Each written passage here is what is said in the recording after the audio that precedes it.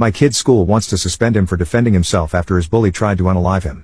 Yesterday, my kid came home and was obviously upset. So I asked him what was wrong. He's 8, so he still talks to me about this stuff. He proceeds to tell me that at lunch, another kid in his class is bullying him about his peanut allergy, saying that he's faking his allergy and that he's gonna wipe some peanut butter on him to prove that he is faking. My kid says to him that he isn't faking and that could pass away just from touching peanut butter.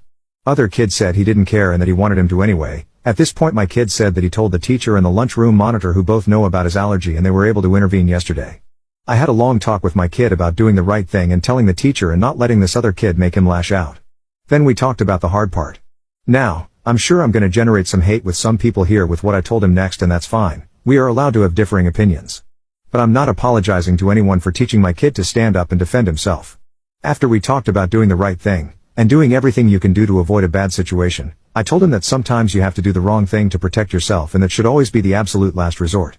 When he asked what I meant, told him that if that kid, as long as the bully is only taunting him with words, then he should always walk away, but if he ever did try to put peanut butter on you, then you hit him as hard as you can with the side of your hand in the throat. Kind like a throat chop. Then you stop unless the bully keeps trying. Fast forward to this very afternoon and I get a call from the principal of the school saying that my son assaulted another student and needed to be picked up. I asked what happened, and of course they won't talk about it over the phone. But I smiled a little bit because I already knew. I get to school and I see my kid sitting in the office, tears streaming down his face. So I walk in and the principal tries talking to me, but I blow right past her and ask my kid what happened. He says the bully had peanut butter on his fingers and he was threatening to wipe it on his face. Then my kid said that he did what I told him to do and hit the kid in the throat because he wiped peanut butter on his arm. I looked at his arm that was pretty swollen up, and asked him if he was having trouble breathing. Kid said he was fine, just a little shaky. At this point the principal interrupts with her, "We can't just have kids hitting other children just because they had a little peanut butter wiped on them. Kids do this kind of thing. We are gonna have to suspend him for a few days." It's obvious to me that principal is clueless about the peanut allergy, so I cut her off and asked my kid if he told the bully to stop before he hit the other kid. He said yes. I yelled at him several times that I'm allergic to peanut butter and told him to stop, and he just kept acting like he was gonna wipe it on me. Now the principal has a shocked look on her face. I asked to see the video from the cafeteria, and my kid can be seen and heard screaming and trying to back away from his bully. At the point where it looks like the bully grabs my kid's arm, my kid yells at the top of his little lungs, "I told you to stop." Then he grabs the bully by the arm, pulls him towards himself and executes the best clothesline I've ever seen anyone do and floors this kid. Then my kid sits down and starts crying in the middle of the cafeteria. At this point I tell the principal that if my kid isn't allowed back at school tomorrow, I was consulting with a lawyer about the attempted unaliving of my son. I also said that assuming he didn't have any other ill effects from this, I would be fine not pressing charges against the school and the bully, since it looks like he may have already learned his lesson. Since I didn't get a response and it's been about half an hour since the peanut butter was wiped on my kid's arm, I picked him up and left to take him to the ER to get checked out. About 10 minutes ago I got a phone call from the school board superintendent saying that the school board has decided to let my kid come back to school tomorrow.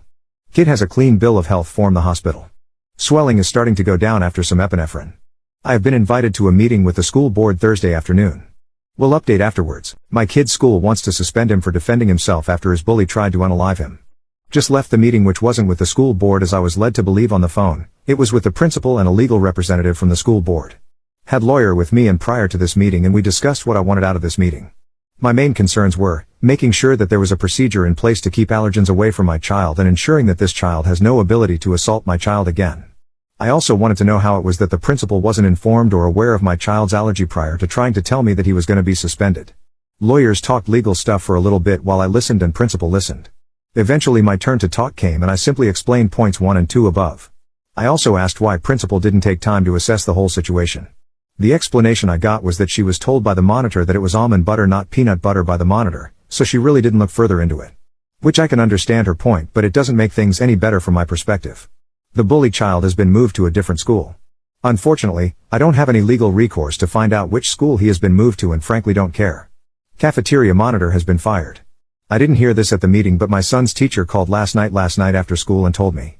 I asked why and I was told that she was distracted by her phone when all of the commotion started, which explains why this was allowed to progress in the first place. Based on the recommendation of a friend and many of you via PM, I requested, and was accommodated with, an allergy-free table at our school, and I'm being told every other school in the district will be implementing one as well, where children with no allergies will eat lunch at, and anyone who eats with them will have their lunches inspected by a teacher and a monitor to ensure no allergens are present.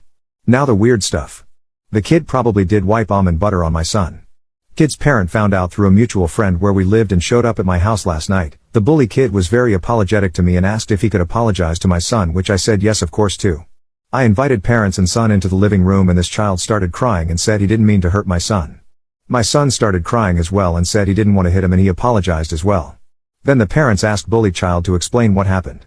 So apparently this kid likes peanut butter and almond butter, and his almond butter on a sandwich and little pack of peanut butter in his lunch for crackers. Bully child thought it would be funny to continue to tormenting from yesterday, said something about putting peanut butter on my son and put a little bit on his fingers to make him think it was peanut butter. Then he wiped them off afterwards and got some of the almond butter from his sandwich, and that's what was on his hands when he grabbed my son's arm.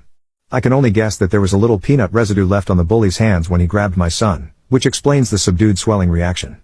I asked the kid if he knew what a peanut allergy actually does to a person, which to the other parents' credit, they had actually made him read WebMD about it, and he explained the whole inability to breath and some other things his mind grasped onto.